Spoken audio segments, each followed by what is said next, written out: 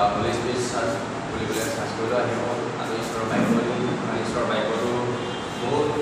মূল্যৱান হয় অকল আমিয়ে নহয় সকলো মানৱ জাতিয়ে পাব লাগে আৰু আজিৰ বাক্যটো আনিছোঁ মানৱ জাতিলৈ অভিশাপ ঈশ্বৰৰ অভিশাপটো কি কাৰণে আহিলে বা কিহৰ কাৰণে আহিলে কেনেকৈ আহিলে তাৰ বিষয়ে আজি বাক্যটো আৰু আমি চকু মুদি বাক্য দিয়াৰ আগতে ঈশ্বৰৰ অৰ্পণ কৰিম স্বৰ্গৰ পৃথিৱীৰ সৃষ্টিকৰ্তা মহান ঈশ্বৰ জীৱা ধন্যবাদ ঈশ্বৰ প্ৰভু এই মনত তোমাৰ পবিত্ৰ বেদীত আৰাইছোঁ প্ৰভু মই ধূলি মানুহ নহয় প্ৰভু মই মোৰ কোনো জ্ঞান নাই খণ্ডমাত্ৰ জ্ঞান প্ৰভু সকলো তোমাৰে হয় প্ৰভু তোমাৰ যি হলি স্পিৰিট চাৰ্চ পবিত্ৰ মণ্ডল আজি যিসকলে আহিছে প্ৰভু আৰু যিসকলে আহিব পাৰে প্ৰত্যেকক তুমি আশীৰ্বাদ কৰিবা খুজিছোঁ এই মনত মহান বাক্য আত্মিক আহাৰ প্ৰভু মই দিওঁতা নহয় তুমি পবিত্ৰ আত্মাৰে মোৰ কুটুম্বক তুমি ব্যৱহাৰ কৰিবা ৰেগুলেশ্যন দিবা তুমি চলাবা ধন্যবাদ প্ৰভু এইখিনি সময় তোমাক সমৰ্পণ কৰি পবিত্ৰ আত্মাৰ সহায় বিচাৰি প্ৰাৰ্থনা মহান পবিত্ৰ যীশুৰ নামত কৰিছোঁ amen praise the lord praise the lord praise the lord বলৈছোঁ মজিকি মানৱ জাতিলৈ যিটো অভিশাপ আহিল যিটো অভিশাপটো এতিয়া অহা নহয় সৃষ্টিতে আহিছে যেতিয়া সৃষ্টিত প্ৰথম আদম হাৱা আছিলে আদম হাৱাৰ যি পাপৰ ফলত পাপ হ'ল তাৰপিছত তেওঁৰ ল'ৰা ছোৱালীৰ যোগেদি কেনেকৈ মানৱ জাতিলৈ অভিশাপটো আহিল প্ৰেইজ দ্য লৰ্ড আদম হাৱাৰ যোগেদি পাপটো আহে আৰু তেওঁৰ সন্তানৰ যোগেদি অভিশাপটো মানৱ জাতিলৈ প্ৰেইজ দ্য লৰ্ড হালেলুয়া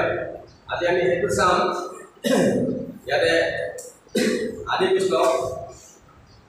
যিটো আদি পুস্তক 4 অধ্যায় আমি সকলোৱে পঢ়িছোঁ তথাপি আমি চাম ইয়াত কয়িন আৰু হেবেল এই দুজন আদম হাৱাৰ সন্তান আছিলে দুজন ল'ৰা আছিলে আৰু দুজন ল'ৰা আদম হাৱাৰ যোগেদি এই পৃথিৱীলৈ আহিছে ঈশ্বৰে দিছে কিন্তু কয়িন যিজন আছিলে তেওঁৰ অলপ স্বভাৱ চৰিত্ৰবোৰ অলপ বেলেগ আছিলে ঈশ্বৰলৈ তেওঁৰ ইমান এটা ধাৰ্মিকতা নাছিলে ইমান এটা মানে ভক্তি নাছিলে ঈশ্বৰলৈ আৰু যিজন হেবেল তেওঁ ঈশ্বৰলৈ ভক্তি আছিলে আৰু ঈশ্বৰৰ প্ৰতি তেওঁ ভয় ৰাখিছিলে ধাৰ্মিকতা তেওঁ আছিলে ইয়াত কৈছে পাছে মানুহে তেওঁৰ ভাৰ্যা হাৱা পৰিচয়ৰ লগত তেওঁৰ গৰ্ভৱতী হৈ কয়িনক প্ৰসৱ কৰিলে যেতিয়া আদম হাৱাই যেতিয়া সংসাৰ পাতিলে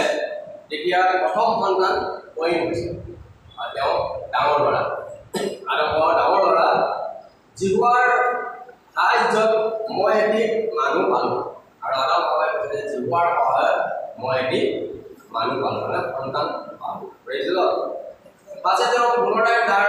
ভাৰ্যা হেবেলক প্ৰসৱ কৰিলে হেবেল মেহৰখীয়া আৰু কয়িন খেতিয়ক হ'ল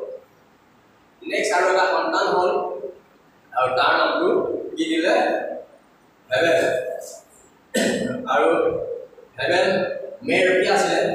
তেওঁ মেহৰখীয়াৰ ব্যৱসায় কৰে মেৰ পালে তেওঁ ব্যৱসায় সেইটো আছিলে আৰু কয়িন কি হ'ল তেওঁ খেতিয়ক হ'ল তেওঁৰ সেইটো ব্যৱসায় আছিলে কয়িন খেতিয়ক হ'ল আৰু তেওঁ ব্যৱসায় কি আছিলে খেতি আছিলে দুইজনৰ ব্যৱসায়টো বেলেগ বেলেগ আৰু হেবেল সদায় মাক দেউতাকৰ আজ্ঞাধীন আছিলে মাক দেউতাকৰ কথা শুনিছিলে কিন্তু কয়িন অলপ দুষ্ট আছিলে ডাঙৰটো মাক দেউতাকৰ কথাবোৰ ইমান এটা পটককৈ নুশুনে তেৰা বেৰা জবাব দিয়া আছিলে এনেকৈ মানে অলপ আচৰণৰ নিচিনা আছিল কালক্ৰমে কয়িনে উপহাৰ স্বৰূপে মাটিত উন্মোচন হোৱা কিছু ফল জিহুৱাৰ উদ্দেশ্যে উৎসৰ্গ কৰিলে যেতিয়া তেওঁলোকৰ প্ৰথমৰ পৰাই আছে এইটো ছিষ্টেমটো ঈশ্বৰক আগফল দিয়া ঈশ্বৰলৈ দান দিয়া এইটো আদমৰ পৰাই আদমে ঈশ্বৰক দি আহিছে আদমে যি পাইছে তাই প্ৰথমটো ঈশ্বৰলৈ দিছে তাৰপিছত তেওঁ ল'ৰা ছোৱালীয়ে দিয়া কৰিছে তেতিয়া কি কৰিলে কয়িনক আদমে ক'লে কয়িন তুমি খেতি কৰিছা আৰু তোমাৰ খেতিৰ পৰা প্ৰথম শস্য ঈশ্বৰ জিহুৱা তুমি বিবাহ যেতিয়া কইনে কি হৈছে তাৰ মন মানে মই ইমান কষ্ট কৰিছো ইমান কষ্ট কৰিছো ইমান কষ্ট কৰি পেলাই মই খেতি কৰিছো আৰু মই তাৰ আকৌ ঈশ্বৰক দিব লাগে কইনৰ কথা বাৰ্তা ভাৱবোৰ এনেকুৱা আৰু কইনে যি ভাবিছে যি এনচাৰ বাপে মাকক দিছে ঈশ্বৰে শুনিছে নাই শুনিছে প্ৰেইজ দ্য লৰ্ড কইনে বাপে মাকক কৈছে কিন্তু ঈশ্বৰে শুনিছে হালেলুয়া আমিও সেইটো কাৰণে কিবা কথা কওঁতে ঈশ্বৰৰ বিৰুদ্ধে কেতিয়াও যেন নোলাম সেইটো আমি সদায় সাৱধান সেইকাৰণে আপুনি যি কথা কৈছে আপুনি ভাবিছে মোৰ পৰিয়ালে শুনিছে কিন্তু আৰু এজন আপোনাৰ মানুহ আছে এইজন আছে ঈশ্বৰে শুনি আছে কইনে নিজৰ দেউতাকক কৈছিলে মই ইমান কষ্ট কৰিছো মই ইমান কষ্ট কৰি হাল পাইছো ইমান ৰ'দত মই খেতি কৰিছো খেতি কৰি পেলাই মই আৰু তাৰ পৰা ঈশ্বৰক দিব লাগে উপায় নাই বাপেকৰ ভয়ত বা নিয়ম যিহেতু দিবলৈ বাধ্য ঈশ্বৰ কি কৈছে কিছু ফল জিহুৱাৰ উদ্দেশ্যে উৎসৰ্গ কৰিলে আৰু হেবেলৰ নিজৰ জাকৰ পৰা প্ৰথমে জগা কেইটামান পশু আৰু তেওঁবিলাকৰ তেল উৎসৰ্গ কৰিলে আৰু হেবেলক ক'লে দেউতাকে মাকে হেবেল তোমাৰ পশুৰ পৰা মেৰৰ পৰা তোমাৰ ব্যৱসায়ৰ পৰা ঈশ্বৰক প্ৰথমটো দিব লাগিব হেবেলক ক'লে হ'ব দেউতা মই দিম ঈশ্বৰে শুনি আছে হেবেলে যে দেউতাকক যে উত্তৰ দিলে সেইটো উত্তৰটো ঈশ্বৰে স্বৰ্গৰ পৰা শুনি আছে হালেলুয়া আপুনি যিটো জবাব দিব উত্তৰ দিব যাকে নহওক আপুনি ভাবিব কোনো নাই মোৰ পৰিয়ালৰ নাই মোৰ ইয়াত কোনো চিনাকি নাই উল্টা বন্ধু নাই আপোনাৰ বাইবেলে আমাৰ মুখখনৰ প্ৰতি বাৰ বাৰ পুৰণা নিয়ম বা নতুন নিয়মৰ পৰা মুখখনক লৈ পেলাই বহুত বাক্য কৈছে কাৰণ ঈশ্বৰে শুনি আছে ঈশ্বৰে কোৱাটো শুনাই আনকি হৃদয়ো পৰীক্ষা কৰি বুলি কৈছে হৃদয়ত আপুনি যিটো ভাবিছে এইটোও ঈশ্বৰে জানে হালেলুয়া হৃদয়খন ঈশ্বৰে বনাইছে আমাৰ কথাটো ঈশ্বৰে বনাইছে হয়নে তেওঁ সৰ্বশ্ৰেষ্ঠ মালিক হয় তেওঁ নাজানা কোনো বস্তুৱে নাই আৰু হেবেলৰ নিজৰ জাকৰ পৰা প্ৰথমে জগা কেইটামান পশু আৰু এইবোৰৰ তেল উৎসৰ্গ কৰিলে পাছে জিহুৱাই হেবেলক আৰু তেওঁৰ উপহাৰ গ্ৰহণ কৰিলে হেবেলে তেওঁৰ মেৰৰ পৰা পশুলৈ উৎসৰ্গ কৰিলে প্ৰথম ফল দিলে আৰু ঈশ্বৰে কি কৰিলে গ্ৰহণ কৰিলে আপুনি ঈশ্বৰলৈ দিছে গ্ৰহণীয় হৈছে আপুনি ঈশ্বৰক কিবা দিছে যদি আপুনি অন্তৰৰ পৰা দিছে তেনেহ'লে এইটো গ্ৰহণীয় হৈছে আৰু যদি আপুনি মনটো যদি মুচমুচ কৰিবলৈ দিছে এই দিম নে নিদিম বা দিলে মোৰ কমি হ'ব বা মোৰ নাজানি হ'ব যদি আপুনি কৰিবলৈ দিছে দিয়াটো দি দিছে কিন্তু এইটো গ্ৰহণীয় নহ'ব আৰু যদি গ্ৰহণীয় নহয় তেনেহ'লে আপোনাৰ লাভ হ'ব আপুনি আশীৰ্বাদ প্ৰাপ্ত নহ'ব আপুনি দি দিয়া হয় কিন্তু আপুনি তাৰ পৰা আশীৰ্বাদ নাপাব একেবাৰে আপুনি যিটো দিছে আপুনি পুৰা অন্তৰৰ পৰাহে আপুনি দিব লাগে কাৰণ কিয় আমাৰ নিজৰ দিবলৈ একো নাই আমি খালি হাতে আহিছোঁ উদঙি আহিছোঁ আৰু উদঙি আমি যাব লাগিব সকলো ভাইটিয়া স্বামী ল'ৰা ছোৱালী সম্পত্তি ঈশ্বৰে দিয়া হয় ঈশ্বৰে দিছে কাৰণে আমি পাইছোঁ ঈশ্বৰে দিয়াৰ কাৰণে আমি এইবিলাক খাব পাইছোঁ চাদৰ তলত থাকিব পাইছোঁ ঈশ্বৰে নিদিলে আমি নাপালোঁ তেওঁই মালিক হয় আৰু তেওঁকে যদি আমি দিবলৈ কাৰণে যদি আমি কনজুচি কৰোঁ আৰু আমি যদি মানে মনটো কুচমুচ কৰোঁ তেনেহ'লে ঈশ্বৰেটো গম পাইছে আমি দি দিলোঁ মণ্ডলী বাধ্যতা কাবাৰ বাধ্যতা লোকে কি ক'ব সমাজে কি ক'ব বুলি পেলাই দি দিলোঁ কিন্তু সেইটো গ্ৰহণীয় নহয় হালেলুয়া আপোনাৰ দানটো আপোনাৰ গ্ৰহণীয় হ'ব লাগিব যেনেকৈ হেবেলৰ গ্ৰহণীয় হ'ব ইয়াত যাব কি কৈছে গ্ৰহণ কৰিলে পাছে জিহুৱাই হেবেলক আৰু তেওঁৰ উপহাৰ গ্ৰহণ কৰিলে কিন্তু কইনক আৰু তেওঁৰ উপহাৰ হ'লে গ্ৰহণ নকৰিলে কইনৰ উপহাৰটো ঈশ্বৰে গ্ৰহণ নকৰিলে কিয় নকৰিলে কাৰণ কইনে মনৰ মানে বেয়া ভাৱ মই কষ্ট কৰিছোঁ মই ইমান কষ্ট কৰিছোঁ ৰ'দত আৰু মই খেতি কৰিছোঁ তাৰ পৰা মই ঈশ্বৰক দিমনে আমি দান দিছোঁ ন আমি কিবা ঈশ্বৰৰ বস্তু দিছোঁ আমি দশমভাগ দিছোঁ আমাৰ মনত যদি ভাৱনা আহিছে যদি দি দিওঁ নাটনি হ'ব পঢ়াত চলিব দিগদাৰ হ'ব মোৰ ল'ৰা ছোৱালী দিব পাৰিলোঁ মই মোৰ অমুক কাম কৰিব পাৰিলোঁ যদি ভাবিছে আৰু নাই ঈশ্বৰত ভয় কৰিবলৈ দি দিছে তেনেহ'লে সেইটো গ্ৰহণীয় ভয়হে আপুনি দি দিলে কিন্তু মনৰ ইচ্ছাৰে আপুনি দিয়া নাই ঈশ্বৰৰ ভয় আপুনি দিছে কিন্তু আপুনি মনৰ ইচ্ছাৰে দিয়া নাই এই ঈশ্বৰে গম পাইছে আৰু এইটো আপোনাৰ গ্ৰহণীয় সেইটো কাৰণে আপোনাৰ গ্ৰহণীয় হ'ব লাগিব পুৰা অন্তৰ আৰু কইনে কি কৰিছিলে যে মনেৰে যে ইচ্ছা কৰা নাই সেইটো কাৰণে ঈশ্বৰে গম পাইছিলে সেইটো কাৰণে ঈশ্বৰে কি কৰিলে গ্ৰহণ নকৰিলে তাতে কইনৰ অতিকৈ ক্ৰোধ হ'ল আৰু তেওঁৰ মুখো আমিন পূৰণ হ'ল কইনে কি হ'ল গ্ৰহণ নকৰাৰ কাৰণে তেওঁৰ মানে খং উঠিল কিয় মোৰ ভাইটো গ্ৰহণ কৰিলে আৰু মোৰ গ্ৰহণ নকৰিলে এইবুলি কইনৰ মনত মুখখন তেওঁ মানে লাজ পোৱাৰ নিচিনা কিবা টাইপৰ হৈ গ'ল আৰু কি হ'ল তাতে যেতিয়া জীৱাই কইনক ক'লে কিয় ক্ৰোধ কৰিছা আৰু তোমাৰ মুখ বা কিয় আমন জীৱন কৰিছা এতিয়া ঈশ্বৰে কৈছে তুমি কিয় খং কৰিছা আৰু কিয় তোমাৰ মুখখন আমন জীৱন কৰিছা তুমি ভাল কৰিলে জানো তোমাক গ্ৰহণ কৰা নহ'ব ঈশ্বৰে কৈছে আপুনি যদি ভাল কৰে কিয় মই তোমাক গ্ৰহণ নকৰিম গ্ৰহণ কৰিম মই ইমান পাত্ৰ নহয় মই ঈশ্বৰ হয় মৰমীয়াল হয় তুমি যদি ভাল কৰা মই তোমাক গ্ৰহণ কৰিম যদি ভাল নকৰা তেন্তে পাপ দুৱাৰ মুখত সাপ দি আছে আৰু তোমালৈ তাৰ ইচ্ছা তুমি তাক গ্ৰহণ কৰিব লাগে যদি ভাল নকৰা তেনেহ'লে শয়তান ৰেডি হৈ আছে তোমাক ধ্বংস কৰিবৰ কাৰণে শয়তান তোমাৰ দুৱাৰ মুখতে ৰেডি হৈ আছে তোমাক নষ্ট কৰিবৰ কাৰণে শয়তান ৰেডি হৈ আছে যদি তুমি ভাল নকৰা আজি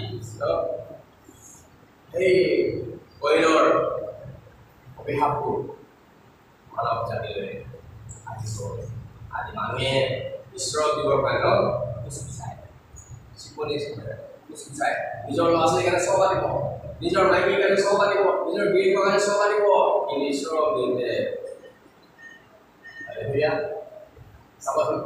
ঈশ্বৰক দিওঁতে সকলোৱে সৰু নখটো ওলাব কিন্তু নিজৰ মাইকীক দিওঁতে চেকখন দিব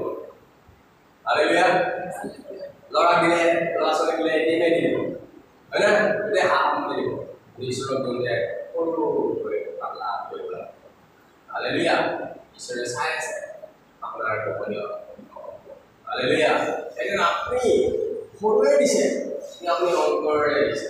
হালেলুয়া আপুনি অন্তৰ খুলি পেলাই দিছে তেতিয়াহে আপোনাৰ এইটো গ্ৰহণীয় হ'ব আৰু কি কৈছে তেতিয়া কইনে নিজ ভায়েক এইবিলাক কথা ক'লে পাছে এইবিলাকে কথা থাকোঁতে কইনে নিজ ভায়েক এইবিলাক বিৰুদ্ধে উঠি তেওঁ বধ কৰিলে সেই এটা ভুলৰ পৰা কি হৈ গ'ল নেক্সট মাদাৰলৈ গৈছে এটা ভুলৰ পৰা ঈশ্বৰক দিব লগা ভাগটো ঈশ্বৰক নিদিলে তেতিয়া ফলত অভিশাপ আহি গ'ল অভিশাপ অহাৰ ফলত ছয়তানে ধৰি ল'লে ছয়তানে ধৰি পেলাই কি কৰিলে কইনক মনত সংগ্ৰাম জন্মাই দিলে নিজৰ ভায়েকৰ প্ৰতি হিংসা বেয়া ভাৱ মনত জন্মাই দিলে মানুহে ইয়াক মৰম কৰে ঈশ্বৰে ইয়াক মৰম কৰে ইয়াক মই মাৰি দিওঁ এনেকৈ পথাৰত কাম কৰি থাকোঁতে পিছফালৰ পৰা আহি কইনে পথাৰত মাৰি এইবিলাক মাৰি প্ৰথম পৃথিৱীত মাৰাৰ বা ব্যক্তিজন আছে কইনে মাৰা ব্যক্তিজন হৈছে প্ৰথম মাৰা সেই তেতিয়াৰ পৰাই ভাই ককাকৰ মাজত যিটো শত্ৰুভাৱৰ অভিশাপ তেতিয়াৰ পৰা মানৱ জাতিলৈ আজি ভাই ভাইৰ মাজত বৰ মিল নাই ভাই ভাইৰ মাজত ভাই ভনীৰ মাজত মিল প্ৰেমটো নাইকিয়া হৈ গ'ল এইটো কইনৰ যোগেদি এইটো আমি সকলোৱে মানৱ জাতিয়ে অভিশাপটো ভুগিব লগা হালেলুয়া আৰু কইনে লাষ্টত নিজৰ ভায়েককে হিংসাতে মাৰি দিলে ছয়তান সোমাই গ'ল তাত যিহেতু অভিশাপ পালে অভিশাপ পালে সেটা তার সোমাই যোৱাৰ লগত তাৰ খং ৰাগ আহিল ভাইকক দেখিলে তাৰ খং উঠে ভাইকক মাকে যদি ভাইকক ভালকে মাতে তেতিয়াও তাৰ খং উঠে বাপেকে মাতিলে খং উঠে দেখিছে ঈশ্বৰেও তাক গ্ৰহণ কৰিছে মোক ঈশ্বৰেও গ্ৰহণ কৰা নাই কৰিলে ঈশ্বৰক প্ৰথম ফল দিছে সম্বাদ দিছে ঈশ্বৰে উলিয়াই দিছে হালেলুয়া যিটো বেদিত দিয়ে ন সম্বাদ তাৰ পৰা পৰাই পঠাইছে পতাই কিন্তু হেবেলৰটো গ্ৰহণ হালেলুয়া এটি জগতত এই হিংসাতে জগতত খঙতে সব কিছু শয়তানৰ পৰিকল্পনাৰ কাটাত সোমাই গৈছে আৰু সোমাই পেলাই এই খবৰ ভাইকক মাৰি পেলালে হালেলুয়া পাছে জিহুৱাই কৈলো সুধিলে তোমাৰ ভাইৰা হেবেল ক'ত আছে তেতিয়া ঈশ্বৰে কৈলো সুধিলে ঈশ্বৰ চব জানি আছে দেখি আছে তথাপি তাক কৈছে ঐ তোমাৰ ভাই ক'ত তাতে তেওঁ উত্তৰ কৰি ক'লে মই নেজানো মই কিবা ভাই ৰখিয়া নাই যদি ঈশ্বৰকে খং কৰি পেলাই কৈলো কৈছে মই কি জানো মোৰ ভাই কিবা মই ৰখিয়া নাই চকীদাৰ নেকি চিকিউৰিটি গাৰ্ড নেকি মই তাৰ কথা জানিম ঈশ্বৰে জানে তাক মাৰিলা যেতিয়া জিহুৱাই ক'লে তুমি কি কৰিলা তোমাৰ ভাইৰ তেজে ভূমিৰ পৰা মোলৈ চিঞৰিছে এই হেবেলৰ তেজে ঈশ্বৰলৈ চিঞৰিছে এই কবিলে শুনিছে শুনাৰ কাৰণে কৈলো সুধিছে এই এনেকে যি ভূমিয়ে তোমাৰ হাতৰ পৰা তোমাৰ ভাইৰাৰ তেজ বহন কৰিবলৈ নিজ মুখ মেলিলে সেই ভূমি থাকিব নোৱাৰাকৈ তুমি অভিশপ্ত হলা হালেলুয়া ঈশ্বৰে কি কৰিলে বিহাপ দিলে অভিশপ্ত হলা বুলি কৰিলে যি ভূমি তুমি খেতি কৰিছা এই ভূমি অভিশপ্ত হৈ গ'ল যি হাতেৰে খেতি কৰিছা সেই হাত তোমাৰ অভিশপ্ত হৈ গ'ল যি ব্যৱসায় তুমি কৰিবা যিহতে তুমি কৰিবা তুমি ছাকচেছ নপা বুজিলে আজি মানৱ জাতি কোনো কামত সন্তুষ্ট নাই ছাকচেছ নাই কিয় কাৰণে এই অভিশাপটো কাৰণ কিয় তেওঁৰে আমি নাতি কি হয় সকলোৱে কৰি গৈছোঁ DNA টেষ্ট কৰিলে চবৰে আমি একে কৰি আছোঁ ঠিক তেনেদৰে আপোনাৰ মোৰ জীৱনলৈ অভিশাপ নামি আহে আপনি যিয়ে কামে নকৰক চাকৰি কৰক ব্যৱসায় কৰক খেতি কৰক কোনো মানুহ সন্তুষ্ট নাই ছাকচেছ নাই নাই কাৰণে সদায় আমি নিউজত দেখি থাকোঁ পেপাৰত দেখি থাকোঁ উল্টা অপৰাধ ধৰি আমি দেখি হালেলুয়া হালেলুয়া তুমি যেতিয়া ভূমিত খেতি কৰিবা তেতিয়া ভূমিয়ে আপোন বহু শস্য তোমাক নিদিব তুমি পৃথিৱীত কলীয়া আৰু নাটনি নোহোৱা হ'বা তেতিয়া কৈনে জিহুৱাক ক'লে মোৰ দণ্ড কৰিব পৰাকৈ অধিক তেতিয়া কৈনে স্বীকাৰ কৰিছে মোৰ দণ্ড যি আপুনি দণ্ড দিলে আমাক কৰিব পৰাকৈ মোৰ অধিক চাওক আপুনি কি বুলি কৈছে অধিক আৰু এই অভিশাপটো আমাৰ আমি এতিয়া ভুগি আছোঁ কিন্তু আমি এতিয়া প্ৰভুৰ সেই পৰিত্ৰাণৰ যোগেদি এটা আমি ৰাস্তা পাইছোঁ আমি এটা ৰাস্তা পাইছোঁ আমাৰ অভিশাপটো আমি একদম অভিশাপৰ পৰা পলাবৰ কাৰণে অভিশাপৰ পৰা আমি সাৰিবৰ কাৰণে আমি এটা ৰাস্তা পাইছোঁ আমি যদি চাওঁ পাচনি কৰ্ম নতুন নিয়মৰ পাচনি কৰ্ম এক্স চেপ্টাৰ আমি যদি তাত চাওঁ 10 অধ্যায় এইটো পুৰণা নিয়মত অভিশাপ্ত হ'ল 10 অধ্যায় 1 পৰা 4 লৈ কি লিখিছে বছৰীয়া নগৰত ইটালিয়া নামেৰে সৈন্যদলৰ কলিনীয় নামেৰে এজন এশৰ সেনাপতি আছিল সেইখন দেশত এজন সেনাপতি আছিল এশৰ সেনাপতি তেওঁ আছিল তেওঁ এজন ভক্ত লোক আৰু নিজ ঘৰৰ আটাইবিলাকে সৈতে ঈশ্বৰলৈ ভয় ৰাখিছিল কৈলৰ অভিশাপটো মানৱ জীৱনলৈ আহিল মানুহৰ জীৱনলৈ কিন্তু আমি নতুন নিয়মৰ পৰা আমি দেখিবলৈ পাইছোঁ এই এশৰ সেনাপতিজনে ঈশ্বৰলৈ ভয় আছিল ঈশ্বৰলৈ ভক্তি আছিলে এতিয়া আপুনি যদি ঈশ্বৰলৈ ভয় ৰাখে ঈশ্বৰৰ প্ৰতি যদি ভক্তি ৰাখে তেন্তে এইটো অধ্যায় অনুসাৰে আমি এই কৈলৰ অভিশাপটো আমি নাপাওঁ আপুনি যদি ঈশ্বৰলৈ ভয় আৰু ভক্তিটো যদি ৰাখে আৰু আপোনাক যেনেকৈ বাক্যই কৈছে তেনেকৈ যদি পালন কৰে তেনেহ'লে আপোনাৰ জীৱনত আপোনাৰ ল'ৰা ছোৱালীৰ জীৱনত আপোনাৰ সংসাৰত এই কইনৰ অভিশাপটো আহিব নেকি? হালেলুয়া। আমি একৰ খানাপুৰি যেন আমি দেখা পাইছোঁ তেওঁ লোকক অনেক দান কৰিছিল। তেওঁ কি হৈছিলে? অনেক দান কৰা ব্যক্তি আছিল। মানুহক দিছিলে, ঈশ্বৰক দিছিলে, দান দিয়া ব্যক্তি আছিলে, ঈশ্বৰৰ লোকক দিছিলে আৰু ঈশ্বৰৰ আগত সদায় প্ৰাৰ্থনা আছিল, সদায় প্ৰাৰ্থনা কৰি আছিল। ঈশ্বৰৰ ওচৰত সদায় প্ৰাৰ্থনা কৰিলে, কেতিয়াও প্ৰাৰ্থনা ৰখা নাছিল। এদিন 3মান বজাত তেওঁ দৰ্শনত তেওঁৰ ওচৰলৈ আহি এই কৰ্ণেলিয় বুলি কোৱা ঈশ্বৰৰ এজন লোকক স্পষ্ট কৰি দেখিলে। তেওঁৰ ভক্তি দেখা পাই পেলাই তেওঁৰ দান খুলি পেলাই দিয়াৰ কাৰণে, মন খুলি তেওঁ দান দিয়াৰ কাৰণে ঈশ্বৰে স্বৰ্গদূত তেওঁলৈ পঠিয়াই দিব লগা হয়। ঈশ্বৰৰ স্বৰ্গদূত আদি গ'ল তেওঁৰ ভক্তি দেখা পাই পেলাই আৰু তেওঁ দান দিয়া দেখা পাই। কিন্তু কইনৰ কি হ'ল? উল্টা হ'ল। কইনৰ দান দেখা পাই পেলাই ঈশ্বৰে দান দিব পৰা নাই, মুখ ঘূৰাই দিছে, বতাহে তাৰ দান ঘূৰাই পঠিয়াইছে। কিন্তু এই একৰ সেনাপতিয়ে দান দিয়া ঈশ্বৰ সন্তুষ্ট হৈ গৈছে আৰু তেওঁৰ স্বৰ্গদূত তেওঁৰ ঘৰলৈ স্বৰ্গদূত পঠিয়াই দিছিলে। হালেলুয়া।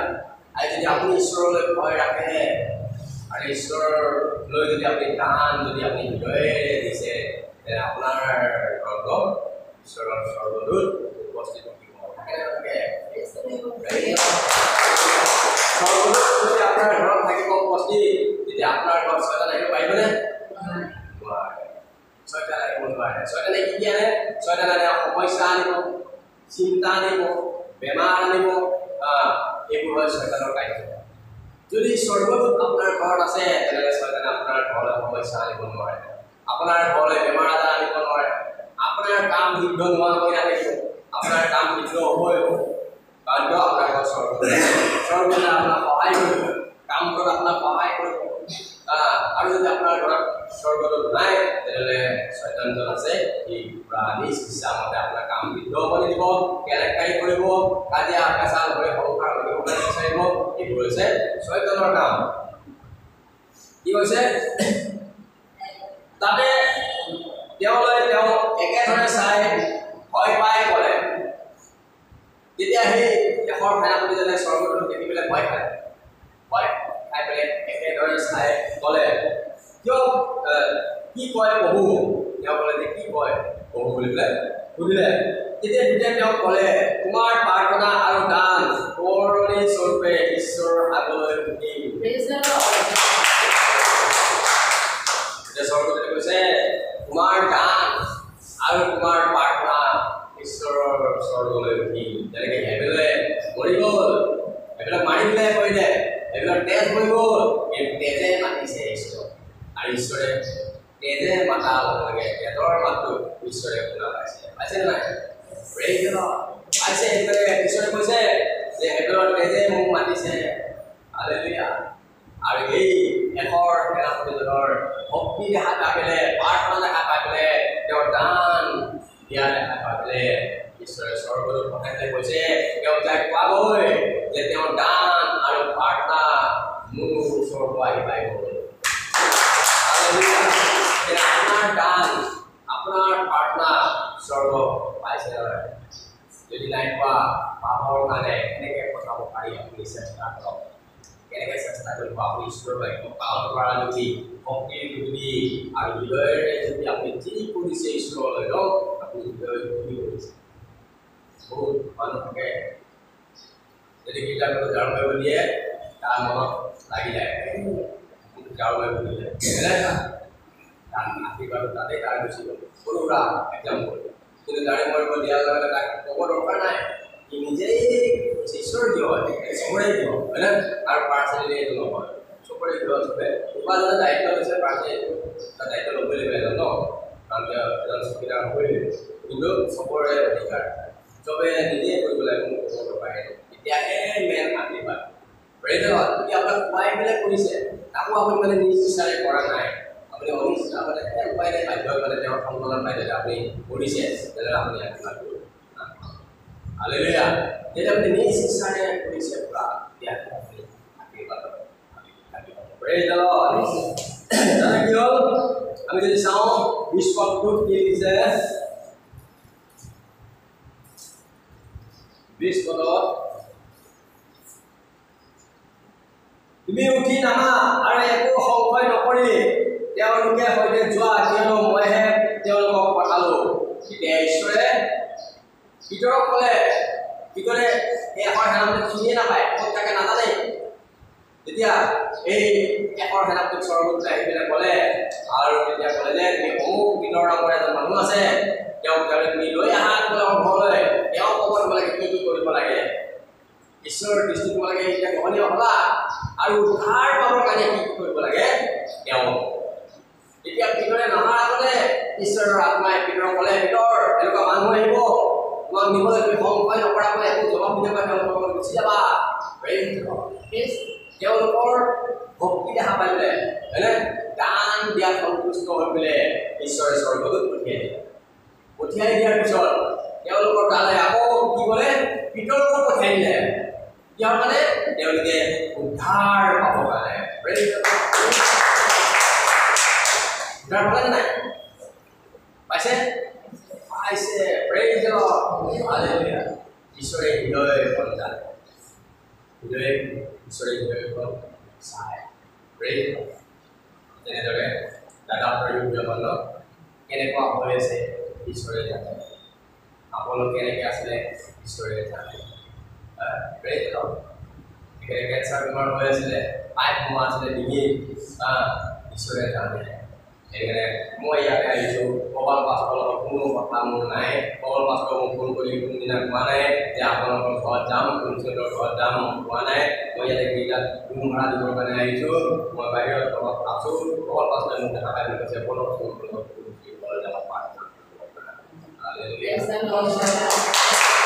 ঈশ্বৰে কপাল পাষ্টৰক কৈছে যে তুমি যেনে জয়ন্ত ব্লক ভৰা কপাল পাষ্টৰে ঈশ্বৰে কথা পাতিছে কপাল পাষ্টৰে আহি মোক লগ ধৰিছে মোৰ নাম কোৱা নাই ডাইৰেক্ট গৈছোঁ যাই পেলাই প্ৰাৰ্থনা কৰি আহিছোঁ ঈশ্বৰে দৰ্শন দিছে পাই পিনি নিজে খুলি গৈছে হালেলুয়া ঈশ্বৰে আপোনাক প্ৰেম কৰে দাদাহঁতে জানে দাদা তুমি আৰু ফেমিলি কেনেকুৱা পৰিস্থিতি আছে জানে ঈশ্বৰে কাৰণ বাহিৰটো নাচায় ঈশ্বৰে হৃদয়খন চায়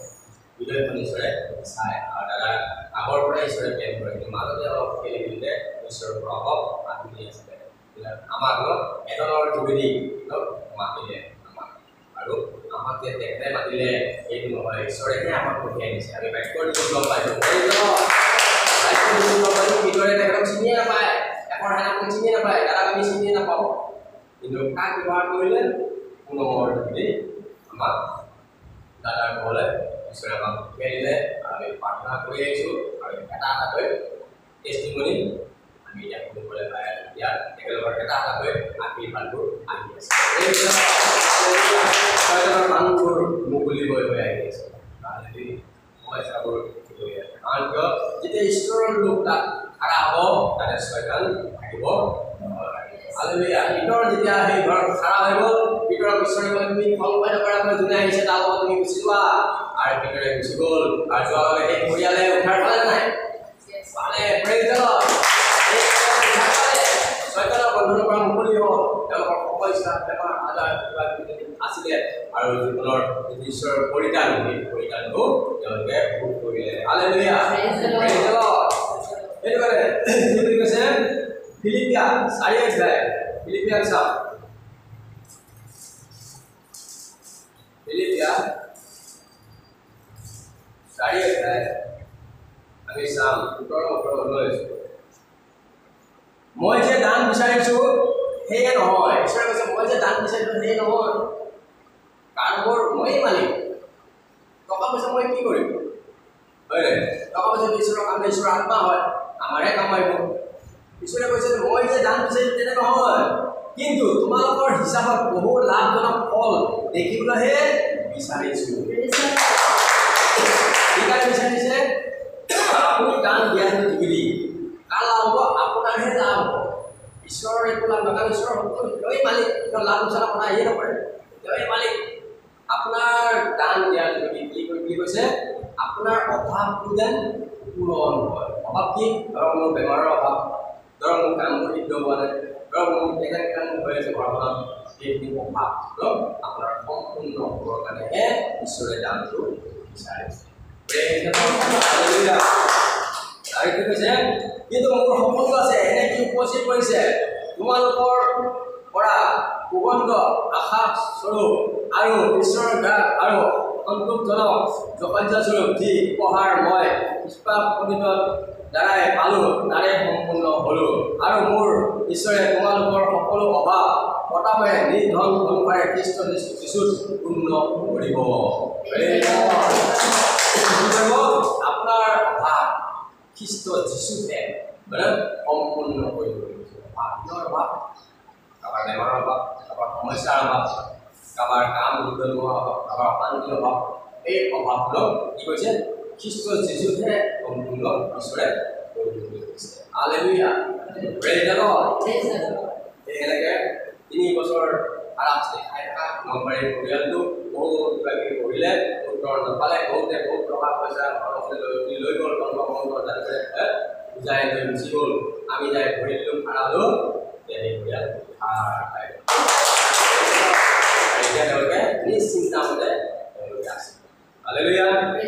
প্ৰেজ দ্য লৰ্ড দ্বিতীয় বিৱৰণ কি বুলি কৈছে পুৰণা নিয়মত আমি এতিয়া যাম দ্বিতীয় বিৱৰণ কি বুলি কৈছে মানুহে বহুতে দানটোৰ বিষয়লৈ নাজানে আৰু নাজানাৰ ফলত কি কৰে তেওঁলোকে খুচখুচনি কৰে আৰু তেওঁলোকে বঞ্চিত কৰে আৰু কৰাৰ ফলত কি হয় নিজৰে হানি হয় আমি কইনৰ অভিভাৱটো আমি লৈ লওঁ প্ৰেজ দ্য লৰ্ড দ্বিতীয় বিৱৰণ 28 অধ্যায় 45 পৰা 48 পদলৈ পঢ়ি দিছোঁ আৰু এই সকলো হাও তোমাৰ ওপৰত পৰিব তোমাৰ পাছে পাছে খেদি তোমাক ধৰি তুমি বিনষ্ট নোহোৱালৈকে তোমাৰ লগ নেৰিব কাৰণ তোমাৰ ঈশ্বৰ জিহুৱাই তোমাক দিয়া আজ্ঞা আৰু বিধিবোৰ পালন কৰিবলৈ জিহুৱাৰ বাক্য কাণ নিদিলা ঈশ্বৰে কৈছে এই হাও আৰু অভিশাপ তোমাৰ পিছত খেদি খেদি যাব কাৰণ তুমি ঈশ্বৰে যি আজ্ঞা দিছে যি ল দিছে সেই ল তুমি নাই মানা আমি যদি এতিয়া আমাৰ চৰকাৰ আছে ইয়াতে হয়নে আমাৰ অসমৰ চৰকাৰে আইন দিছে এই আইনটো যদি আমি নামানো তেতিয়া আমি শাস্তি পাম নে নাই পাম গাড়ী চলাইছোঁ লাইচেঞ্চ নাই গাড়ী লৈ যাব ফাইন হ'ব বা কিবা হ'ব ল মানে আমি শাস্তি পাম ঠিক তেনেদৰে ঈশ্বৰৰ ল বনাই দিছে আইন বনাই দিছে এই আইনটো যদি আমি নামানো ঈশ্বৰৰ তেতিয়া আমিও ছয়তানৰ বন্ধনত পৰি আমি শাস্তি পাম হালেলুয়া কোনো খাই যাব নোৱাৰে কি বুলি কৈছে আৰু সেইবোৰৰ হাও তোমাৰ আৰু তোমাৰ বংশৰ ওপৰত চিৰকাললৈকে চিন আৰু অদ্ভুত লক্ষণ স্বৰূপে থাকিব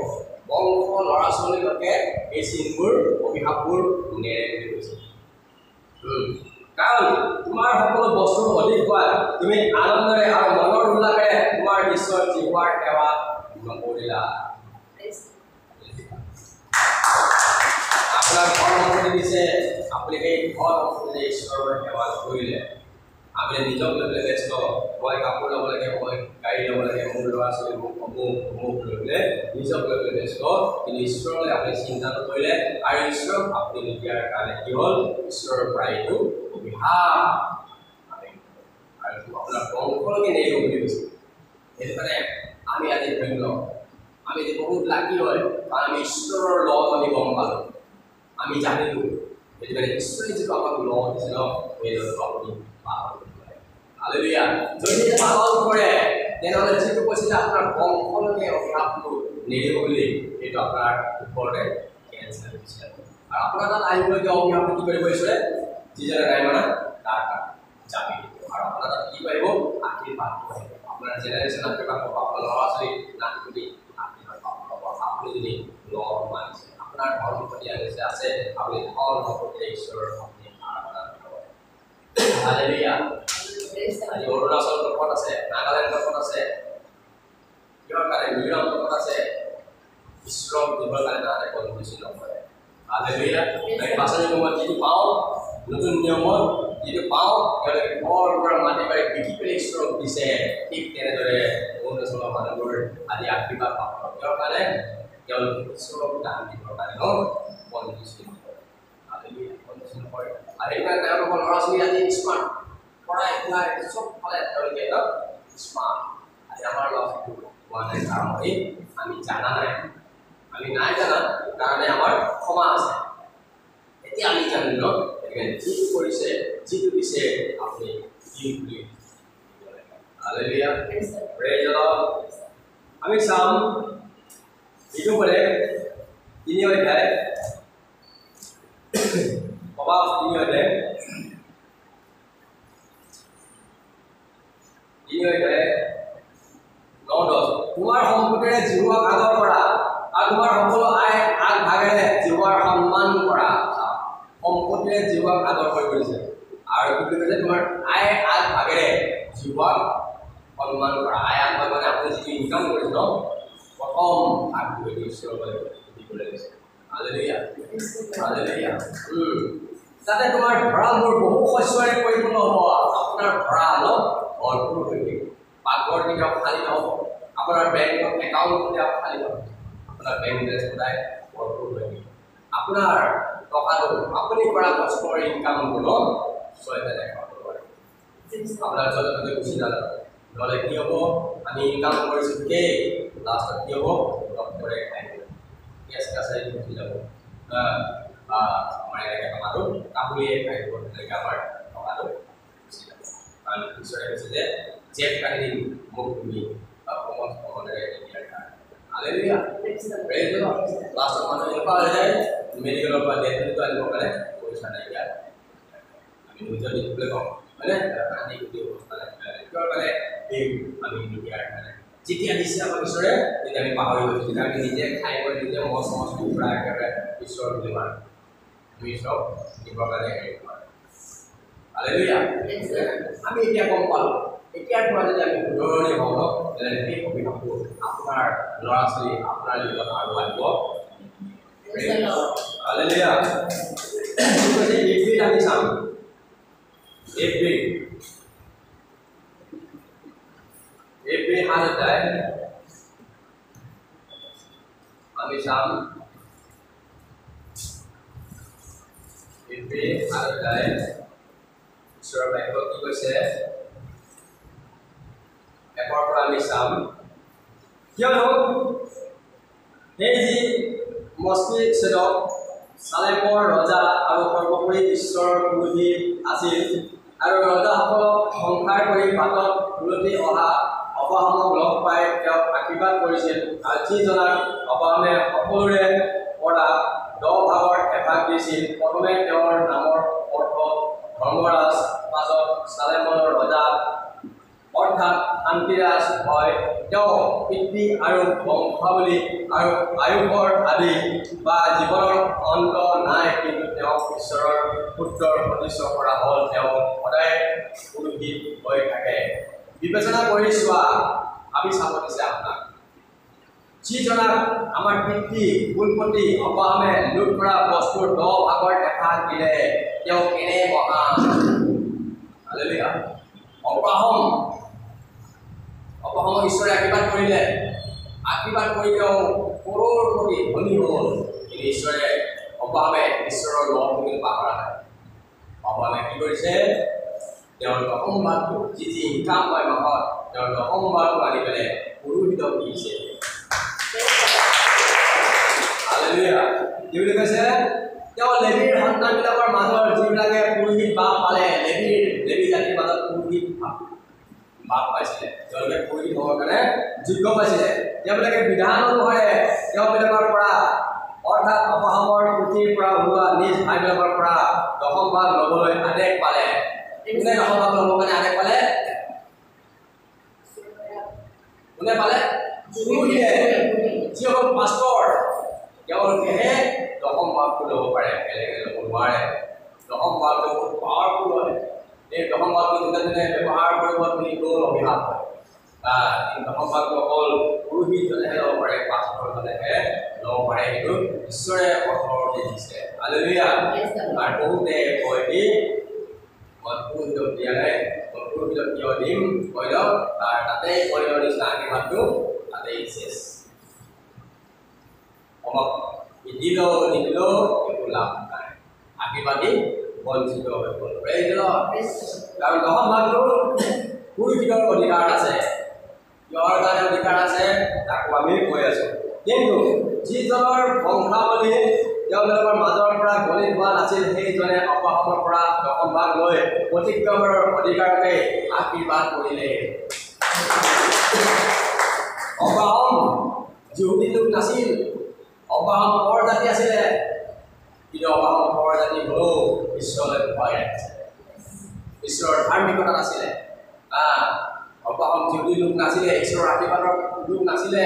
কিন্তু তেওঁ বেলেগ কৰ জাতি আছিলে, ঈশ্বৰৰ দুশ্মন বিৰোধী পাৰ্টি আছিলে, কিন্তু তথাপি তাতে সি ঈশ্বৰক ভয় ৰাখিছে, ঈশ্বৰৰ ভয় ভক্তি ৰাখিছে। যেনেকৈ এশৰ সেনাপতিজন তেওঁ যিহুদী নাছিলে, কিন্তু তথাপি তেওঁ ভয় ৰখাৰ কাৰণে তেওঁ আশীৰ্বাদ লাভ কৰিব। ঠিক তেনেকৈ অপাহম নাছিলে, কিন্তু অপাহমক কৈছে ঈশ্বৰে তুমি তোমাৰ জাতি কুটুম্ব এৰি তুমি ওলাই আহা। অপাহমে যি কাপোৰ পিন্ধিছে সেনেকেই ওলাই গুচি আহিছে। মই কি খাম, ক'ত থাকিম, কি পিন্ধিম একো ভবা নাই, ঈশ্বৰে কৈছে মোক ওলাই গুচি আহিছে। জাতি ঘৰ পৰিয়াল ওলাই আহিছে। আৰু অপাহমে যে ঈশ্বৰৰ কথা শুনিলে, সেইটো কাৰণে ঈশ্বৰে অপাহমক কি বুলি ক'লে, তুমি গোটেই দুনিয়াৰ কি পিতৃ, হালেলুয়া, আশীৰ্বাদ আৰু ঐশ্বৰ্য ধন সম্পত্তি দিলে, তেওঁ মালিক কৰিলে। আৰু যেতিয়া তেওঁ ধন সম্পত্তি দিলে, তেতিয়া ঈশ্বৰে কৈছে পুৰোহিত মই বনাই দিছো, তোমাৰ দশম ভাগ পুৰোহিতক দিয়া। আৰু অপাহমে অলৰেডি তেওঁ আশীৰ্বাদ প্ৰাপ্তই হয়, আশীৰ্বাদ পোৱা কাৰণে তেওঁ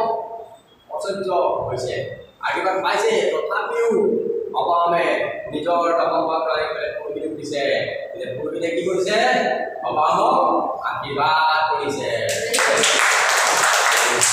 এতিয়া আপোনাৰ দশম ভাগটো পুৰোহিতক দিব, এই পুৰোহিতে আপোনাৰ দশম ভাগৰ ওপৰত প্ৰাৰ্থনা কৰে।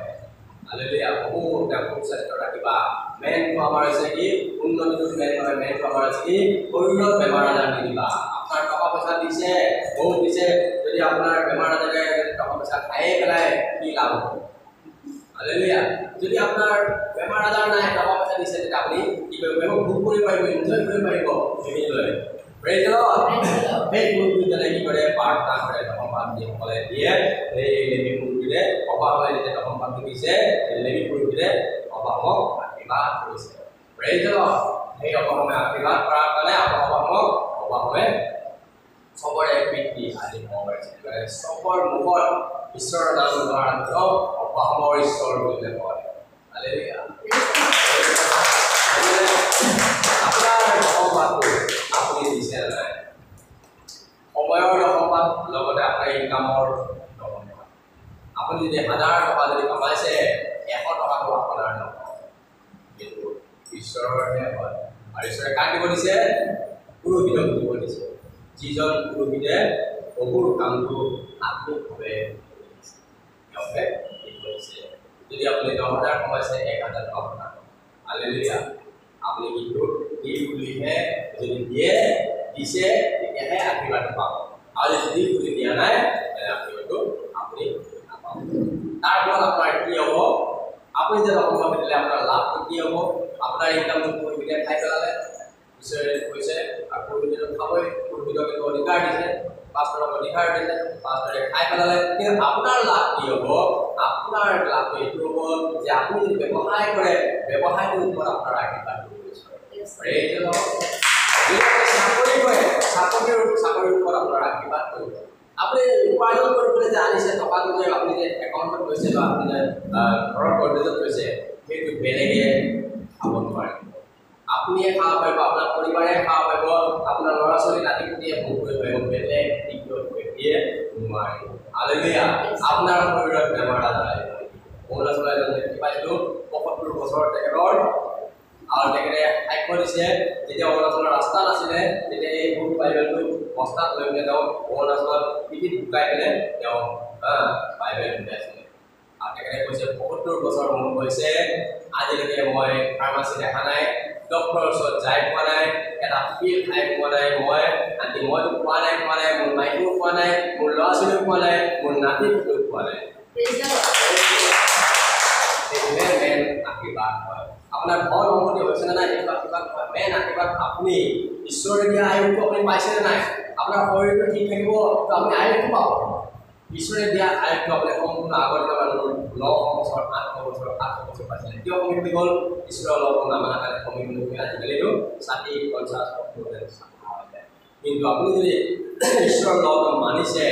তেতিয়াহ'লে আপোনাৰ শৰীৰৰ পৰা কিন্তু ঈশ্বৰে বেমাৰ আজাৰ যদি ছয়তানে দিছে আপুনি নিজকে নম্ৰ কৰি আপুনি ক্ষমা কৰিলে হ'ব মই কি ভুল কৰি মোক ক্ষমা কৰি দিয়া মই নাজানিহে কৰিলোঁ ন হ'ব এতিয়া আপোনাৰ লগত মানি আপোনাৰ শৰীৰৰ পৰা বেমাৰ আজাৰ ঈশ্বৰে ছয়তান খেদি হালেলুয়া গা এই মোৰ সন্তান এই শৰীৰৰ নোৱাৰা আৰু আপোনাৰ শৰীৰৰ পৰা বেয়া ছয়তানৰ পৰা ওলাই আপোনাৰ টকাটো চেক হৈ যাব আপোনাৰ ল'ৰা ছোৱালী নাতি পুতিৰ কাৰণে প্ৰেইজ দ্য লৰ্ড হালেলুয়া আৰু কি কৈছে আজি এই পুৰুষৰ যিটো দশম ভাগ পুৰুষক নিদিয়াৰ কাৰণে আজি বহুত পাষ্টৰ বেলেগ বেলেগ জেগাত কাম কৰিব লগা হৈছে হালেলুয়া কিয় আমাৰ গুৱাহাটীৰ পৰা অৰুণাচল যাব লগা হৈছে পুৰুষক যদি দশম ভাগটো নিদিয়ে পুৰুষে আশীৰ্বাদ প্ৰাৰ্থনা কৰি দিব আপুনি আশীৰ্বাদ পাব আপোনাৰ ঘৰে আশীৰ্বাদ পাব আপোনাৰ বেমাৰ আজাৰ নাইকিয়া হ'ব আপোনাৰ সমস্যা নাইকিয়া হ'ব আৰু ৰাতিলে পুৰুষে কি হ'ব হালেলুয়া পুৰুষে ঘৰ কেনেকৈ পুৰুষে ল'ৰা ছোৱালী কেনেকৈ চলিব হালেলুয়া যদি আপুনি যদি চিন্তা নাই কৰা পুৰুষৰ কাৰণে আপোনাৰ চিন্তা ঈশ্বৰে কেনেকৈ কৰিব হালেলুয়া বহুতে অৰুণাচলত পৰিচৰ্যা কৰিব লগা হৈছে অসমৰ ইমান মানুহ অসমৰ মানুহ কি হয় ঈশ্বৰক দিব কাৰণে আলহী এখন বেছি কৰে প্ৰেইজ দ্য লৰ্ড এতিয়া বহুত পাছৰ অৰুণাচল কৰিব লগা কাৰণ অৰুণাচল মানে কি এজন মন্দিৰৰ পণ্ডিতক যদি ৰাইজে যদি নিদিয়ে পণ্ডিতে কি আপোনাক কিবা বেলেগ কাম কৰিব যাব নেকি ৰাইজে যিটো কৰিব এনেকুৱাই সি চলিব প্ৰেইজ দ্য লৰ্ড ঠিক তেনেদৰে পাছৰজনক পুৰোহিত ঠিক তেনেদৰে হয় আপোনাৰ সময় দিহে পুৰোহিত চলিব এইটোৱে মানুহে বুজি নাপাই পেলাই উল্টা পুল্টা খবৰ দিব পুৰোহিতজনৰ একো লছ নহয় কিন্তু লছটো তেওঁৰহে হয় যেনেকৈ কইনে কোৱাৰ কাৰণে কইনৰ জীৱনৰ অভিশাপটো আহি গ'ল ঠিক তেনেদৰে কইনৰ নিচিনা সেই মানুহজনৰহে অভিশাপটো আহি গ'ল প্ৰেইজ দ্য লৰ্ড আপুনি ব্যৱসায় উন্নতি নাপাব চাকৰি জীৱনত উন্নতি নাপাব আপোনাৰ বেমাৰ আজাৰ লগ নেৰিব সমস্যাৰ ওপৰত লগ নেৰিব আপোনাৰ টকা পইচা কৰি আপোনাৰ আপুনি যে 10% নিদিলে ঈশ্বৰৰ পুৰোহিতক আপুনি 10% নিদিয়াৰ কাৰণে আপোনাৰ 90% ওলাই যাব আপোনাৰ তাতে 10% আহিব 90% বেছিটো আপোনাৰ ঈশ্বৰে উলিয়াই উলিয়াই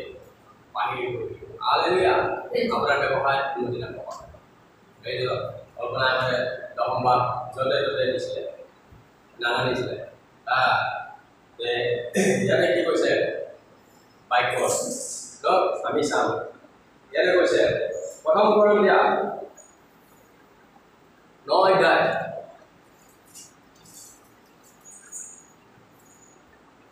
প্ৰথম কৰন্থীয়া 9 অধ্যায় আমাৰ আজি গম পালো আশীৰ্বাদটো আমাৰ ক'ত সোমাই আছে 9 অধ্যায় 9 পদ 14 পদ কিয়নো মুচিৰ বিধানত লিখা আছে তোমালোকে মৰণা মাৰোঁতে গৰুৰ মুখত মুকুৰা নাবান্ধিবা যেতিয়া গাঁৱত গৰুৱে মৰণা মাৰে তেতিয়া মুখত কি মানে মুকুৰা মাৰে কিয় মানে যেনে ধানখিনি খাই নিদিয়ে বোলে ধানখিনি খাই নিদিয়ে খাই দিলে চব চাফা সেইকাৰণে মুকুৰা মাৰে কিন্তু ইয়াত উল্টা ইয়াতে যিজনে মৰণা মাৰে কোনজনে মাৰিছে কোনজনে মাৰিছে মৰণা মানে কি ঈশ্বৰৰ বাক্য মিলাইছে আপোনাক ঈশ্বৰৰ বাক্য মিলাইছোঁ সেইটো কাৰণে আপুনি সুস্থতা পাইছে হেৰি হৈছে ঈশ্বৰৰ বাক্যই পৰিস্থিতি কৰে বুলি কৈছে হালেলুয়া আৰু পুৰোহিতে মৰণা মাৰিছে আৰু পুৰোহিতৰ মুখত যদি আপুনি বন্ধ কৰি ৰাখে তেনেহ'লে কেনেকৈ প্ৰেইজ দ্য লৰ্ড হালেলুয়া এইটো কৈছে মৰণা মাৰোঁতে গৰুৰ মুখত মুকুৰা নাবান্ধিবা এনেকৈ পাষ্টৰৰ মুখত আপোনালোকে নাবান্ধিব 14 পদ কি কৈছে সেইদৰে সুবাৰ্তাৰ প্ৰচাৰবিলাকৰ নিমিত্তে প্ৰভুৱে এই নিয়ম কৰিলে যে তেওঁবিলাকৰ জীৱিকা সেই সুবাৰ্তাৰ পৰাই হ'ব হালেলুয়া ক'ৰ পৰা হ'ব বুলি কৈছে জীৱিকা পুৰোহিতৰ সুবাৰ্তাৰ যোগেদিয়ে হালেলুয়া আপুনি যদি দান নিদিয়ে আপুনি যদি দশম ভাগ নিদিয়ে পুৰোহিতৰ জীৱিকা হ'বনে সেইটো পুৰণা নিয়মত পুৰোহিতসকলে কি কৰিছিলে কাম কৰিবৰ কাৰণে ওলাই গৈছিলে হাজিৰা কৰিবৰ কাৰণে ওলাই কাৰণ কোনো সম্মান নিদিয়ে দান নিদিয়ে ঈশ্বৰৰ কাম কেনেকৈ কৰিব নিজৰ পেট আছে পৰিয়াল আছে চবে হাজিৰা কৰিবৰ কাৰণে ওলাই গৈছে যদি ঈশ্বৰে তেতিয়া ক'লে এজনে প্ৰাৰ্থনা কৰিলে প্ৰভু আজি আমাৰ মন্দিৰত কোনো নাই তেতিয়া ক'লে তোমালোকে দান সম্মান নিদিয়া তেতিয়া চলিব কেনেকৈ তেতিয়া তেওঁলোকে মিটিং কৰি পেলাই তেওঁলোকৰ জীয়ৰীসকলৰ হেৰিত যেতিয়া জনালে পুৰোহিতবিলাকক আকৌ মাতি মাতি আহিছে আপোনালোকে কাম কৰিব নালাগে আপোনালোকক আমি আপোনালোকে বহুত কাম কৰক হালেলুয়া আজি যিসকলে বহুত কাম কৰা লোকক স্পন্সাৰ কৰি আছে তেওঁলোকক চাপ কৰে অসহ্য বাধা কৰি আছে হালেলুয়া স্পন্সাৰ কৰি আছে দশমভাগ দান দিয়াটো বেলেগেই স্পন্সাৰ মাহে মাহে স্পন্সাৰ কৰি আছে তেওঁ পৰিয়ালৰ হেৰি আৰু তেওঁলোকক ঈশ্বৰে ব্লেছ কৰি আছে তেওঁলোকক ব্যৱসায় চাকৰি জীৱনত হালেলুয়া দশমভাগ দিছিলে আপোনাৰ দশমভাগ দিছিলে য'তে ত'তে দিছিলে মই কৈছোঁ যে য'তে ত'তে নকৰা যিজনে আমাক আত্মিক আহাৰ পাইছে যিটো মণ্ডলীত আত্মিক আহাৰ আপুনি চাব পাইছে আত্মিক আহাৰ মানে ঈশ্বৰৰ বাক্য সঠিক বাক্যটো আপুনি পাইছে যিজনে আপোনাৰ বাক্যৰ দ্বাৰা সবল কৰি আহিছে দশম ভাগটো তেওঁহে পোৱা যোগ্য বেলেগক দিয়াটো আপোনাক মানা নাই বেলেগক দিব তাতো আশীৰ্বাদ আছে কিন্তু সেইটো আপোনাৰ দান হিচাপতে হ'ব দান হিচাপতে হ'ব আপোনাৰ বেলেগক দিছে আপুনি দান হিচাপতে হ'ব আৰু দশম ভাগটো সঠিক পদে সঠিক ৰাস্তাত অহা নাছিলে কাৰণ কিয় লোন আছে কিবা তেওঁ কাটি কুটি দি পাইছিলে তাৰ পৰাহে দিছিলে মই তেনেকৈ নহয় আমাক লোন ল'বৰ কাৰণে ঈশ্বৰে কোৱা নাই ধাৰ ল'বৰ কাৰণে ঈশ্বৰে কোৱা নাই আমিহে নিজে লৈছোঁ নিজৰ জ্ঞানেৰে কাম কৰি পেলাই ঈশ্বৰে লোন ল'ব দিয়া নাই ঈশ্বৰে কৈছে মেহনত কৰা তুমি আশীৰ্বাদ পাবা লগতে কাম কৰা তুমি আশীৰ্বাদ পাবা তোমাৰ ব্যৱসায় তোমাৰ চাকৰিত তুমি ধাৰ ল'ব দৰকাৰ নাই লোন ল'ব দৰকাৰ নাই আমি নিজে লৈছোঁ যেতিয়া বুজাই দিছোঁ তেতিয়া সম্পূৰ্ণ যেতিয়া দশম ভাগ দিয়া হ'ল তেতিয়া তেওঁ প্ৰমোচনো পালে বৃদ্ধি হৈছে হালেলুয়া আৰু বৰ্তমান ঈশ্বৰে কোনো বেমাৰ দিয়া নাই শৰীৰত আৰু কোনো হেৰি কৰিব লগা হালেলুয়া মেন আপোনাৰ এইটোতে সকলোবোৰ সোমাই আছে কাম কোনে সোমাই আছে দশমত সোমাই আছে মানুহে নাজানে কাৰণে কয় পুৰণা নিয়মতে আছে দশমভাগ নতুন নিয়মত নাই মই নতুন নিয়মৰ পৰা দেখাই দিলে বিপিৰ পৰা বিপি হাত নাই পৰা দেখাই দিলোঁ নতুন নিয়মত কিয় নাই হালেলুয়া যদি পুৰণা নিয়মটো যদি কামত নাই তেতিয়া নতুন নিয়মৰ লৈ ঘূৰি হ'ল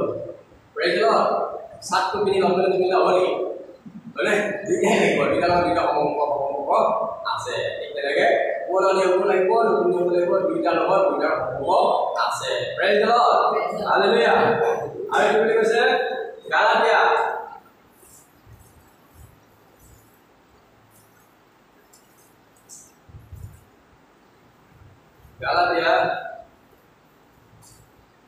Galatia 6 অধ্যায় আমি চাম কি কৈছে আচ্ছা কোথায় Galatia 6 অধ্যায় আমি চাম 6 পৰা 8 লৈ যিজনে বাক্যৰ শিক্ষা পায় তেওঁ শিক্ষকক সকলো ভাল বস্তু ভাগ দিয়ক আপোনাৰ বাক্যৰ শিক্ষা যাক দিছে যোনে দিছে তাক ভাল বস্তু হালেলুয়া আমাৰ সৰুৰ পৰাই মিষ্টেক সৰুৰ পৰাই আমি মিষ্টেক কৰি আহি আছোঁ স্কুলত কোনে আমাক শিক্ষা দিলে আজি আমাক অফিচাৰ বনালে অমুক বনালে তমুক আমি গ'লোঁ ব্যৱসায় কৰিব শিকিলোঁ কোনে কৰিলে শিক্ষক জানে কিন্তু শিক্ষকজনক আমি আজিলে বহুতো মানে 1% দিয়ে নেকি কিবা এটা তেওঁ 99% পাহৰি যায় শিক্ষকজনক কিন্তু বাইবেলে কৈছে যিজনে তোমাক শিক্ষা দিছে তেওঁ তুমি ভাল বস্তু দিয়া প্ৰেজ দ্য লৰ্ড আৰু পাষ্টৰজনৰ জীৱন যোগেদি আপুনি পুৰোহিতজনৰ যোগেদি আপুনি উদ্ধাৰ পালে আপোনাৰ সমস্যাবোৰ দূৰ হ'ল চেতনা বন্ধৰ মুকলি হ'ল বেমাৰ আজাৰ নাইকিয়া হ'ল আৰু আপুনি যদি পাষ্টৰজনক নিদিয়ে কেনেকৈ আশীৰ্বাদটো পালে প্ৰেজ দ্য লৰ্ড আপোনাৰ পুৰোহিতজনক দিয়াৰ দৰকাৰ আছে হালেলুয়া এটি যে মই কৰিছোঁ তেনেকুৱা নহয় লটোহে মই আপোনালোকক দেখুৱাই দিছোঁ হালেলুয়া লটো যোগেদি আপোনালোকে আশীৰ্বাদ প্ৰাপ্ত হ'ব তোমালোক ভ্ৰান্ত নহ'বা ঈশ্বৰক বন্দনা কৰা নাযায় তোমালোক ভ্ৰান্ত নহ'বা হয়নে কিয়নো মানুহে যিহকে কয় তাকেহে যাব আপুনি যিটো কৰিছে আপুনি সেইমতে আশীৰ্বাদটো পাব বুলি কৈছে আপুনি কমকৈ গাইছে কম আশীৰ্বাদ বেছিকৈ গাইছে বেছি আশীৰ্বাদ হালেলুয়া আপোনাৰ ইচ্ছামতে পাব কাৰণ যিজনে নিজৰ মাংসৰ উদ্দেশ্যে কয় তেওঁ মাংসৰ পৰা শৰীৰ শস্য যাব যিজনে মাংসৰ উদ্দেশ্যে কয় আৰু বহুতে নকমান নিদিয়ে হালেলুয়া আমাৰ মন্দিৰত আছে বহুত আছে নকমান নিদিয়ে নিদিয়াৰ কাৰণে এটা মাহত আমাৰ টেক্সৰ মাহ কৰিলে আমি টকা শব্দ খাই আমি মাৰা দিছোঁ ঈশ্বৰে জানে মাৰি দিওঁ হালেলুয়া যদি নকমান নিদিয়ে আমি ৰুম তেনেকৈ আৰু ঈশ্বৰৰ প্ৰশংসা আমি ইয়াতে কেনেকৈ কৰিম হয়নে যদি আমি ৰুমটো কাঢ়ি দিওঁ কি প্ৰেইজ দ্য লৰ্ড হালেলুয়া সেইটো কাৰণে যিসকলে দিয়া নাই তেওঁলোকে নিজৰ চিন্তা কৰিছে ল'ৰা ছোৱালী চিন্তা কৰিছে কিবা চিন্তা কৰিছে মই পৰিয়ালৰ কামত আহিব বুলি তেওঁ ৰাখি লৈছে কিন্তু কৈছে যে যিসকলে মাংসৰ উদ্দেশ্যে বয় তেওঁ শৰীৰক কি বুলি কয় শৰীৰৰ শস্য যাব তাৰমানে কয় তাৰমানে কামত নাহিব কৈ যাব আপুনি ৰাখিলে হয় পঢ়িলে নিদিলে সম্ভৱ আপুনি ৰাখিলে আপোনাৰ নিজৰ কামত ৰখোৱালে কিন্তু আপোনাৰ কামত নাই মই যেতিয়া পঢ়ি পোৱা নাছিলোঁ তেতিয়া মই সম্ভৱ দিছিলোঁ আৰু মই প্ৰমাণ পাইছিলোঁ দেওবাৰে সম্ভৱ দিছোঁ সোমবাৰে তাতকৈ ডাবল মোক ঈশ্বৰে আকৌ ওলাই ঈশ্বৰে আপোনাৰ মনটোহে চায় ঈশ্বৰে মনটোৱে চবতকৈ মানুহে প্ৰেম কৰা বস্তু কি বহুতে বা মাইকীক প্ৰেম কৰি মতা কৰিব চব বিচা ল'ৰা ছোৱালী প্ৰেম কৰি চব চবতকৈ মানুহে প্ৰেম কৰা বস্তুটো হৈছে টকা আৰু ঈশ্বৰে টকাটোৰ ক্ষেত্ৰতে পৰীক্ষাটো ৰাখিছে যে তুমি টকাটোক প্ৰেম কৰালে মোক প্ৰেম কৰা হালেলুয়া প্ৰথম সৃষ্টিতে ঈশ্বৰে কি কৈছে হেবেল আৰু কয়নৰ যোগেদি এই সম্পত্তিতে পৰীক্ষা কৰি চাইছে তাতে কয়নে ফেল হৈ গ'ল আৰু হেবেল পাছ হ'ল প্ৰেইজ দ্য লৰ্ড হালেলুয়া টকাটোক চবে প্ৰেম কৰে ল'ৰা ছোৱালী কৰিও নিজৰ হাজবেণ্ডক কৰি নিজৰ মাইকী কৰিও টকাটোক প্ৰেম কৰে আৰু ঈশ্বৰে টকাটোক লৈ পৰীক্ষা কৰিছে আপুনি এই হাতে দিছে আৰু লগে লগে আপুনি ৰিটাৰ্ণ পাব দিছে লগে লগে প্ৰমোশ্যন পাইছে দৰমহা পাইছে কেৰিয়াৰ পাইছে প্ৰমাণ পাইছে মই এক হাতে দিওঁ নেক্সট দিনা আপুনি ওলাই একবাৰ গল্টি কৰিছোঁ চালাৰী পাইছোঁ হালেলুয়া সেইটো কাৰণে ইয়াত যিটো কৰিব আপুনি সেইটোৱে ফল পাব হালেলুয়া আৰু কি কৈছে কিন্তু যিজনে আত্মাৰ উদ্দেশ্যে বয় আত্মাৰ পৰা অনন্ত জীৱনটো শস্য যাব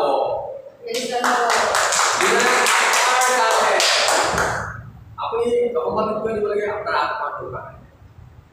আত্মাটো যে লটো সম্পূৰ্ণ ক্লিয়াৰ কৰি যেন ক্লিন হৈ আত্মাটো শৰীৰ থাকি যাব আমাৰ এই শৰীৰ থাকি যাব আমাৰ আত্মাটো মৰাৰ পিছত ওলাই যাব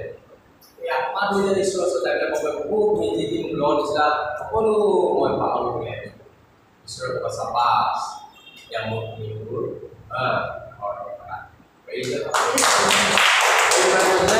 আত্মাৰ উদ্দেশ্যে যিজনে গৈছে তেওঁ অনন্ত জীৱনৰ কাৰণেহে গৈছে অনন্ত জীৱন ক'ত আছে ইয়াতে অনন্ত জীৱন নাই আমি পাৰ্মানেণ্ট নহয় টেম্পৰেৰী হয় আমাৰ এইটো ফুল পাৰ্মানেণ্ট ঘৰ নাই আমি ভাড়া ঘৰতে আছে নিজাই হওক আপুনি ভাড়া ঘৰতে আছে সেই ঘৰটো এৰি পেলাই আপুনি যাব লাগিব লাষ্টত যাই পেলাই মই সেইদিনা এটা ঘটনা কালি বাইক আহিব পানীয়ে কেনেকৈ এটা পৰিয়াল মাৰি পেলাই চবেই নিউজত পাই আছে ঈশ্বৰে পানী বিষয়ে আমাক কৈছে হালেলুয়া পানীয়ে আপোনাক মাৰিব নোৱাৰে আনকি পানীয়ে আপোনাৰ হাতেহে পালন কৰিব আমি ইয়াত টেম্পৰেৰী হয় যি সময়লৈকে তেওঁলোকে যুঁজি আছিলে চিয়াই আছিলে কেনেকুৱা মুহূৰ্ত আছিলে যেতিয়া ডেপুটি আনিছে শৰীৰটো চাইছোঁ যে কোনো মিনিংলেছ গোটেই সম্পত্তি হৈ গুচি গ'ল সেইকাৰণে আমি অহাকালি যদি বাক্য আহিব বহুত ইম্পৰ্টেণ্ট বাক্য আমাক কেনেকৈ ঈশ্বৰে প্ৰটেকশ্যন দিয়ে ঈশ্বৰে কেনেকৈ আমাক দেউতাৰ তলত ৰাখে আমাক সেই তালৈ বাক্য অহাকালি প্ৰেইজ দ্য লৰ্ড হালেলুয়া এইকাৰণে কৈছে আমি অনন্ত জীৱনৰ কাৰণেহে আমি কৰিব লাগে আৰু সেইটো হৈছে এতিয়া আমাৰ স্বৰ্গত মলাকী কৈছে মলাকী 3 অধ্যায় 8-ৰ পৰা 9 মানুহে ঈশ্বৰক ঠগাবনে ঈশ্বৰে কৈছে মানুহ ঈশ্বৰক ঠগাবনে তথাপি তোমালোকে মোক ঠগাইছা